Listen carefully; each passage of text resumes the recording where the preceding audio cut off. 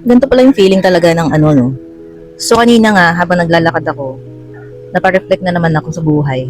As a trentahin girly, na wala lang, like, ito pala yung feeling ng 30 plus years old. Grabe yung shift ng buhay. Yung trentahin na tayo, parang ano, no? Parang this is the season where we need to surrender everything, ganon. Hindi naman sa parang hindi na tayo nangangarap. Of course, andun pa rin yung mga desires and dreams and plans, no? But, ewan ko kung ako lang, pero ang steady lang, ang peaceful lang talaga. No pressure, parang ganun yung feeling. Ang sarap sa feeling nung dumating ka dun sa point ng life mo na, alam mo yun, pagkakatiwala mo na lang talaga sa Lord, yung mga mangyayari sa next step ng buhay mo. Next step!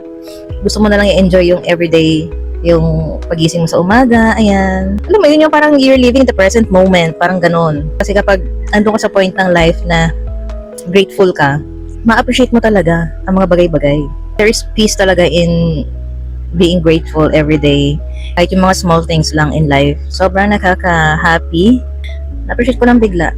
Yung moment na to, we really need to strategize para mapunta tayo dun sa point ng life na yon na steady but ready. Ready! Ano daw? So, sa mga ano dyan, so sa mga kapwa ko trentahin dyan, ano na yung nafe-feel nyo sa mga gantong edad? Marami pa din bang pressure? Emo pa rin ba? Charis. Marami pa rin bang mga hinahabol na mga bagay-bagay? Maybe this is the time that we need to slow down, that you need to slow down because life is really amazing. You know, let's stop, look, and listen and appreciate yung present moment, yung mga bagay na meron na tayo at the present.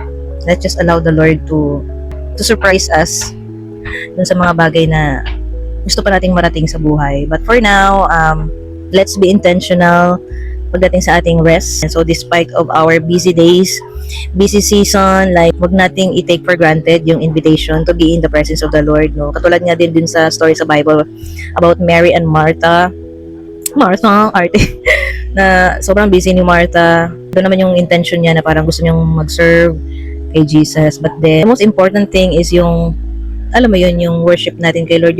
Ang Lord, I believe, hindi niya tayo gustong ma-burn out, ma-drain, kaya nga meron din siya sa Bible, sabi niya doon sa Matthew 11:28, come unto me all you who are heavily laden and I will bring you rest. So that's the important thing din sa Lord, yung pahinga natin. He really wants us to rest ba? Ganyan. So, huwag naman tayo masyadong mag-overwork sa mga buhay natin. Baka hindi na natin ma-enjoy yung mga blessings na meron na tayo in the present. I know na marami pa tayong gusto marating sa buhay, but let's just enjoy the everyday moments. Take time to slow down. Kasi ganito na pala talaga ang buhay. Nang trentahin ka na. Let's feed our soul wisely. Slow down, baby. Allow yourself to recharge. So, hindi ko alam kung paano ito tatapusin. Pero yeah, gusto ko lang naman sabihin sa inyo ay hello. Bye.